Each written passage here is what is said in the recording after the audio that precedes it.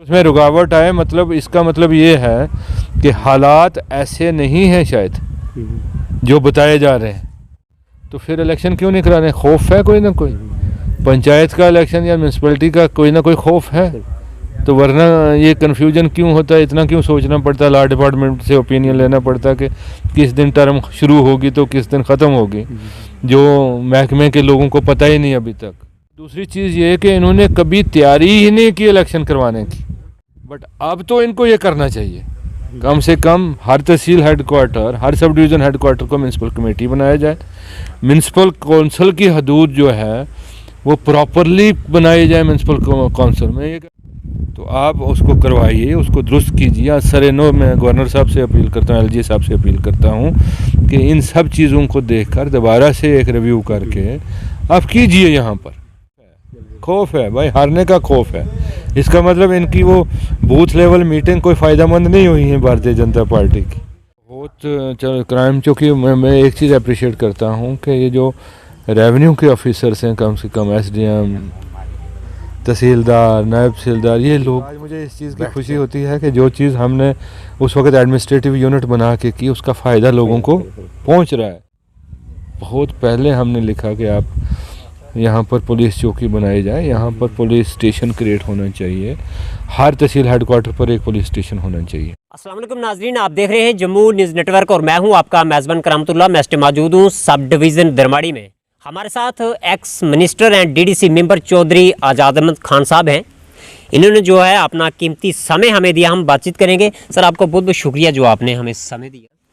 तो सर हम ये जानना चाहते हैं कि यहाँ पे जो पंचायती इलेक्शन जो है ये क्यों नहीं हो रहे हैं, क्या मामला है पूरा, ये हम जानने की कोशिश करेंगे क्योंकि जनता जो है वो जानना चाहती है।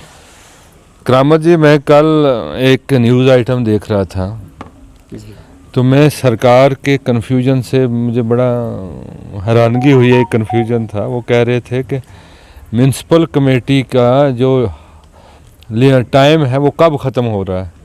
उसके लिए उन्होंने एक नोटिफिकेशन और लॉ डिपार्टमेंट से एक ओपिनियन लिया कि कब म्यूनसिपल कमेटी की जो है वो ख़त्म होने वाली है हद।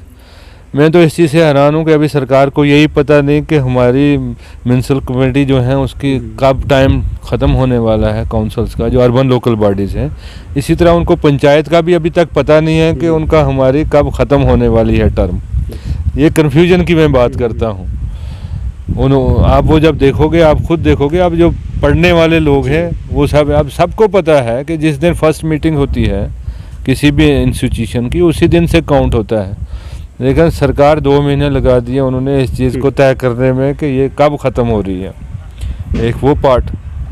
दूसरा चीज़, जब तुम इलेक्शन करते हो कोई भी, तो इलेक्शन करने के लिए आपको इलेक्शन के लिए तैयार होना चाहिए। अगर आपका नीयत इलेक्शन करने की हो तो आपको इलेक्शन के लिए तैयार होना चाहिए। आप जमहूरियत जो है ग्रास रूट लेवल की या किसी भी लेवल की एक कंटिन्यूस प्रोसेस है, ये लगातार चलना चाहिए, इसमें रुकावट नहीं आनी चाहिए। अगर उसमें रुकावट आए मतलब इसका मतलब ये है कि हालात ऐसे नहीं हैं शायद जो बताए जा रहे हैं। जो हालात बताए जा रहे हैं वैसे नहीं हैं, तभी ये रुकावट आ रही है। तभी तो कहेंगे, हम कहेंगे ना कि अब जैसे जम्मू कश्मीर के अंदर इस वक्त 356 प्रेसिडेंट रूल लागू है, तो प्रेसिडेंट रूल कब लागू होगा? जब फेलियर होगा, जब मशीनरी काम नहीं कर रही होगी। तो वो किस मशीनरी की फेलियर हुई? 2000 अगस्त 2019 के बाद तो कोई मशीनरी थी नहीं जिसके फेलियर की वजह से हुआ। तो कहाँ से फेल हुए लोग कि अब इलेक्शन ही नहीं कर पा रहे हैं? नहीं, इनको इसका मतलब तो नहीं लग रहा है कि जनता अब जवाब देने वाली है? मैं उसी तरफ आ रहा हूँ। तो इसलिए फेलियर तो नहीं लगा ना, तो फिर इलेक्शन क्यों नहीं करा रहे? खौफ है कोई ना कोई, पंचायत का इलेक्शन या म्यूनसिपलिटी का कोई ना कोई खौफ है, तो वरना ये कन्फ्यूजन क्यों होता है, इतना क्यों सोचना पड़ता है, लॉ डिपार्टमेंट से ओपिनियन लेना पड़ता है कि किस दिन टर्म शुरू होगी तो किस दिन ख़त्म होगी, जो महकमे के लोगों को पता ही नहीं अभी तक कि कब शुरू में। हर डिपार्टमेंट के अंदर लॉ ऑफिसर होता है, उसकी नॉलेज में नहीं है कि कानून क्या कहता है, उसको वो कानून को नहीं पढ़ सकता क्या? तो एक ये चीज़ कहूँगा। दूसरी चीज़ ये है कि इन्होंने कभी तैयारी ही नहीं की इलेक्शन करवाने की। आपने बहुत सी म्यूनसिपल कौंसिल्स बनाई। मैं मसलन रियासी डिस्ट्रिक्ट की बात करूँगा। रियासी डिस्ट्रिक्ट का district Reasi headquarter municipal committee Reasi को म्यूनसिपल कौंसिल बनाया गया। म्यूनसिपल कमेटी की जो हदूद थी वो एक हदूद थी, म्यूनसिपल काउंसिल की हदूद बढ़ के काफ़ी होगी, जिसमें कई पंचायतें भी आईं।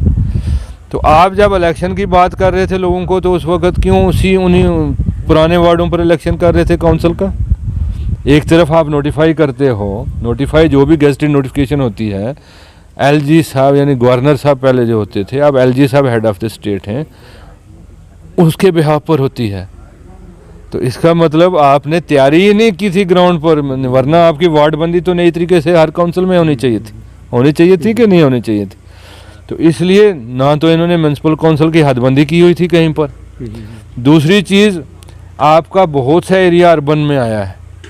आप देख लें जितने भी तहसील हेडक्वार्टर्स हैं या जितने भी आपके सब डिवीज़न हेडक्वार्टर हैं, वो तो अर्बन एरियाज़ हैं। आप वो विलेज नहीं है जहाँ पर ये डिस्ट्रिक्ट हेडक्वार्टर हो। आप माहौर की बात करें, आप घरों से दीवारें जुड़ी हुई हैं। आप पौनी की बात करें, आप दरमाड़ी की बात करें, आप अरनास की बात करें, आप बमाक तो शिफ्ट ही नहीं कर पाए तहसील चसाना की बात करें। घरों से घरें, लोगों को ड्रेनेज सिस्टम की ज़रूरत है, लोगों को डिस्पोजल की ज़रूरत है, जो उनका वेस्ट डिस्पोजल है उसके डिस्पोजल के लिए काम की ज़रूरत है, उनको और तरह से पानी की रिक्वायरमेंट है। तो उसके लिए अगर आप उसको म्यूनसिपैलिटी डिक्लेयर नहीं करेंगे तो आप उसके जहाँ पर उसको कैसे फ़ायदा दे देंगे? आप किसी भी डिस्ट्रिक्ट तहसील हेडक्वार्टर या सब डिवीज़न हेडक्वार्टर की पॉपुलेशन बहुत ज़्यादा बढ़ चुकी है। 11 में उसकी पोजीशन और थी 2011 में, आज 2021 में उसकी पोजीशन बिल्कुल मुख्तलिफ है। अर्बनाइजेशन इतनी ज़्यादा हुई है, तो इसलिए मैं ये कहूँगा ये उस पर भी उन्होंने काम नहीं किया। और चलो जो चीज़ हो गई, बट अब तो इनको ये करना चाहिए, कम से कम हर तहसील हेडक्वार्टर, हर सब डिवीज़न हेडक्वार्टर को म्यूनसिपल कमेटी बनाया जाए। म्यूनसिपल काउंसिल की हदूद जो है वो प्रॉपरली बनाई जाए। म्यूनसिपल काउंसिल, मैं ये कहता हूँ, आप रियासी ज़िला म्यूनसिपल काउंसिल को ले लें। आपका ज्योतिपुरम कब से अर्बन में तब्दील है? जब NHPC शुरू हुआ। आपका तलवाड़ा कब से अर्बन में तब्दील है? जब NHPC शुरू हुआ। आपका रेलवे स्टेशन बन रहा है, जिसको हो सकता है प्राइम मिनिस्टर का भी इनाग्रेशन करें इस रेलवे लाइंस को। उस रेलवे स्टेशन जो रियासी का है वो अर्बन में आएगा, क्योंकि वहाँ पर तो बहुत सी फैसिलिटी क्रिएट होंगी, लेकिन आज काउंसिल से अभी भी उसको बाहर रखा है। तो ये चीज़ें जब तक दुरुस्त नहीं होंगी, आप लोकल बॉडी के इलेक्शन करवाने का मकसद ही नहीं है। तो आप उसको करवाइए, उसको दुरुस्त कीजिए। सरेनो मैं गवर्नर साहब से अपील करता हूँ, LG साहब से अपील करता हूँ कि इन सब चीज़ों को देखकर दोबारा से एक रिव्यू करके आप कीजिए यहाँ पर। तो इसी तरह से दूसरा आपका पंचायत की बात है। कोई पंचायतें डिलिमिटेशन उस वक़्त 50 वोट कम थे, पॉपुलेशन 50 लोगों के सोल कम थे, इसलिए वो 2 पंचायतें नहीं बन सकी। बहुत सी जगह पर ऐसे हैं, पटियां हैं, थुरू है, बहुत सी हैं, मतलब मैं स्टेट में बहुत सी हैं। आज 10-11 साल में उनकी पॉपुलेशन बहुत ऊंची चल गई है इसलिए उनकी डिलिमिटेशन करने में बहुत ज़रूरी है आपको। दूसरी चीज़, रिजर्वेशन का रोस्टर है। आप वुमेन रिजर्वेशन का रोस्टर तो चेंज करते हो, आप 1 के बदले 2 करते हो, 2 के बदले 3 करते हो, रोस्टर चेंज होता है। लेकिन वहीं बेसिकली रिप्रेजेंटेशन, रिजर्वेशन का मकसद करामत सब क्या है कि जो अनरिप्रेजेंटेटेड हों उनको रिप्रेजेंटेशन देना, जिनको कभी नुमाइंदगी नहीं मिली हो उनको नुमाइंदगी देना रिजर्वेशन का फर्स्ट प्रिंसिपल है। लेकिन हमारी रिजर्वेशन कैसे मिलती है, जहाँ पर 2-2, 3-3 बार पहले ही रिजर्व कैटेगरी का बंदा चुन के आया हो, उसी को दोबारा रिप्रेजेंटेशन देते हैं। तो उसको भी तो रोस्टर में ले जाओ ना भाई। कल थुरू ब्लॉक ST के लिए रिजर्व था, आज अरनास को ले जाओ, आज पौनी को ले जाओ, आज रियासी को ले जाओ, आज कटरा को ले जाओ, आज किसी दूसरे ब्लॉक को ले जाओ ना। तो तब तो फ़ायदा है कि रिप्रेजेंटेशन है। आप शेड्यूल कास्ट का कल कटरा रिजर्व होगा या कोई होगी, उसको चेंज करो ना। जो DDC पिछली बार SC या ST रिजर्व था, अब उसको चेंज करके ओपन करो।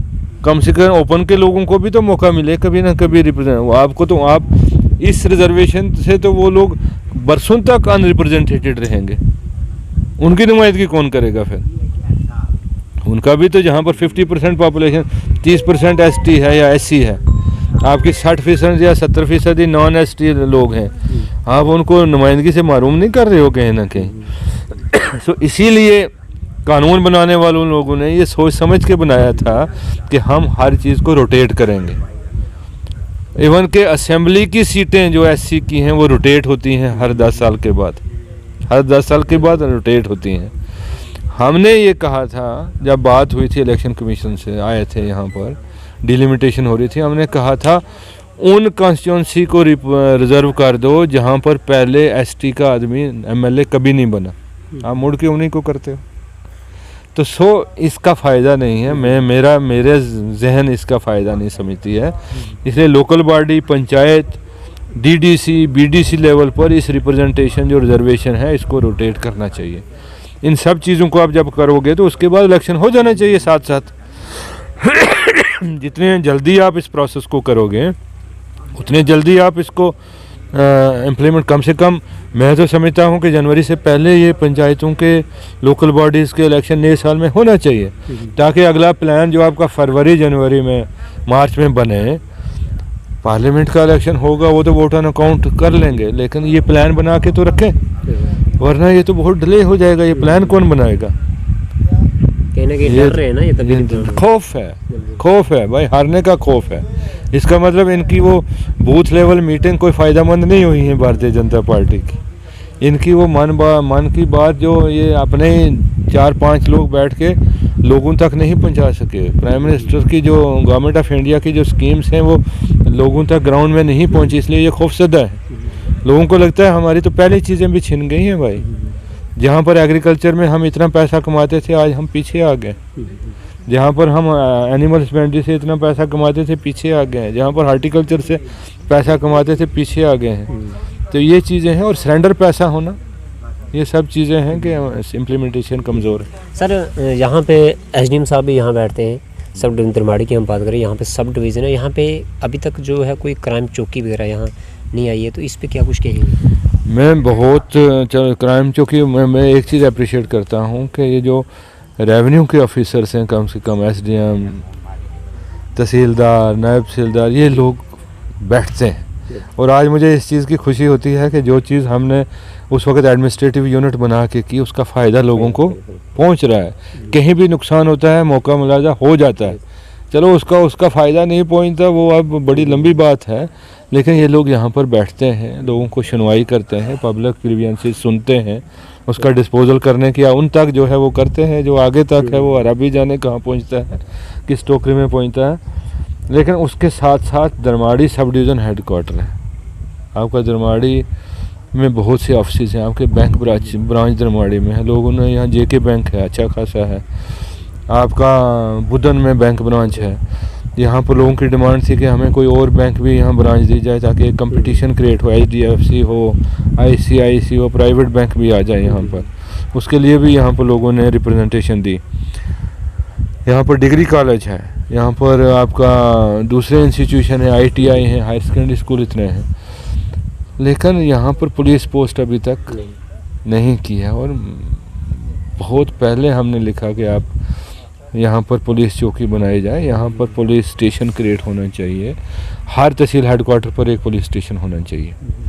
जब तक ये चीज़ें को टर्मिनस नहीं होंगी, यानी एडमिनिस्ट्रेशन और पुलिसिंग ये दोनों जुड़े हुए हैं, एक दूसरे से ताल्लुक़ रखते हैं। जहाँ तहसीलदार मजिस्ट्रेट बैठता है, मजिस्ट्रेट फर्स्ट क्लास वहाँ बैठता है, वहाँ पर पुलिस स्टेशन भी लाजमी होना चाहिए। और गवर्नमेंट को फ़ैसला लेना चाहिए लॉ एंड ऑर्डर को देखते हुए, बाकी चीज़ों को देखते हुए, कि तहसील और पुलिस का स्टेशन जो है वो को टर्मिनस हो।